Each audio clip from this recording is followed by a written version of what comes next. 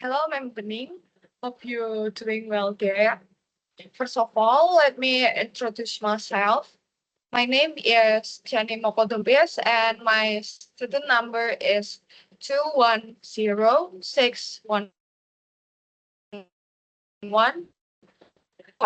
from class C. So the topic of my presentation today is some African and South American countries can now win the fresh flower markets in Europe, America, and China. In this discussion, we're gonna talk about what factors that contribute to their success, the challenge they face, and the strategy, and how Indonesia can learn from their strategies to enhance their fresh flowers exports. And how can some African and South American countries win the fresh flower market in Europe, America, and China? They can win the global fresh flower market because they have several advantages. The advantage and the consistency they have can let them become strong competitors in the global fresh flower market. Before we talk about the advantage, maybe we can watch a news that talk about Kenya's plan to diversify its flower export market.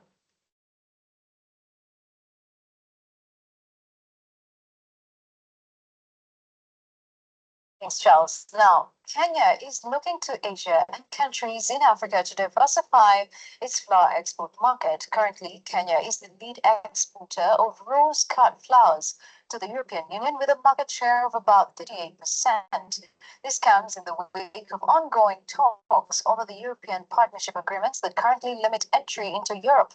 According to the Kenya Flower Council, their efforts to promote Kenyan flowers in Japan is already bearing fruit, and Kenya is now the second largest exporter of flowers to the market. The council is also optimistic that flowers exported to America will also increase. Currently, The video stated that Kenya is currently the leading exporter of cut flowers to European Union with a market share of 38%. where currently it is the leading export of cut flowers. Safe production of cut flowers. There was quite a lot of trepidation. The euro did go to a world record against the shilling, and also the dollar made some massive surprises on the macro global economic environment. It did affect our clients quite hugely. Some 20% went off the margin. Now, for us to protect our 35% market share, we did Ethiopia be doing very well, particularly in terms of quality. And see ourselves as roses for African roses. And we cannot in any way pretend that we can meet all the requirements of the African rose. Based on the video, Kenya is also looking to Asia and other African countries to sell flowers. The Kenya Flowers Council is already seeing success in Japan, where Kenya is now the second largest exporter of flowers. Kenya is starting to coach Ethiopia. In the video also mentions the challenge faced by Kenyan flower exporters due to the fluctuating value of euro and the US dollar. And then here's a videos about land of flowers in Namakwaland, South Africa.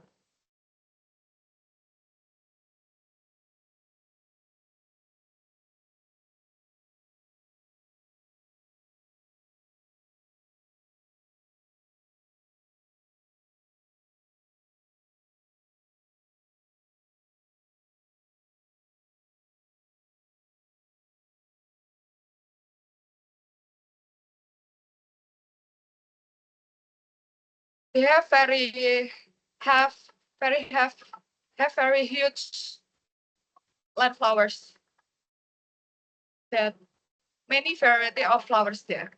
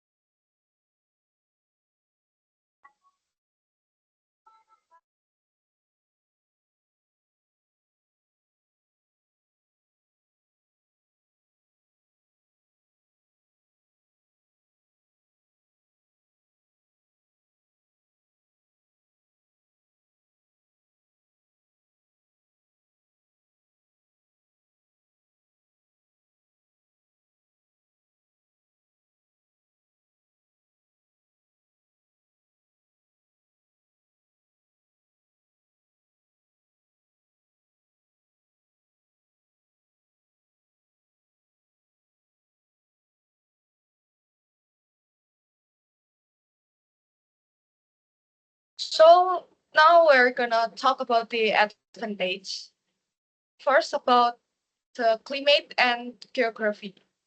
In Africa, countries like Kenya, Ethiopia, and Tanzania have benefit from favorable climates and high altitude regions that are ideal for growing flowers. While in South America, like Colombia and Ecuador, also have diverse microclimates that support a wide range of floral species to grow. And the second is about cost efficiency. In Africa and South America, have lower labor and production costs compared to Europe contribute to competitive pricing. As with the issues of fluctuating euro exchange rates. And then the third are logistic and infrastructure. Here's proximity to main markets like Europe and America, reduce transportation costs and ensure faster delivery time. Besides the advantage, they also have the challenge to face and coping to strategies. First, about logistic and infrastructure limitations, poor road, road networks, and inequitable wielded flowers.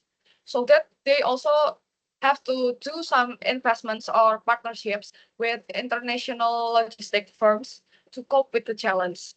And then the second is about market competitions.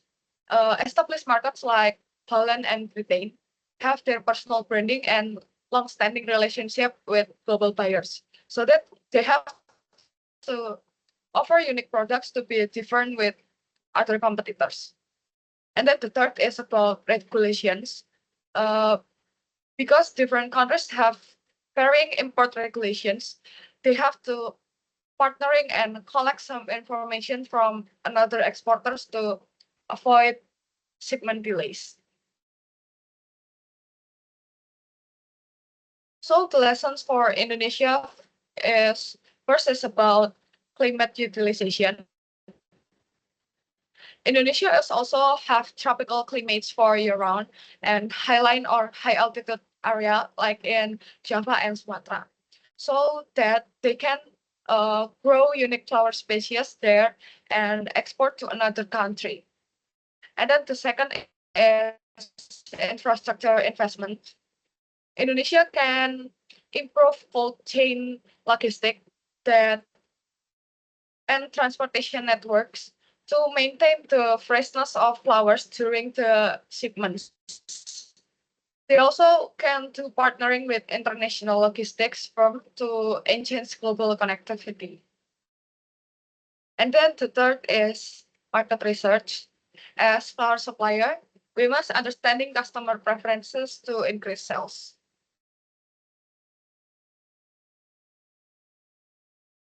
So now we can conclude that African and South American countries can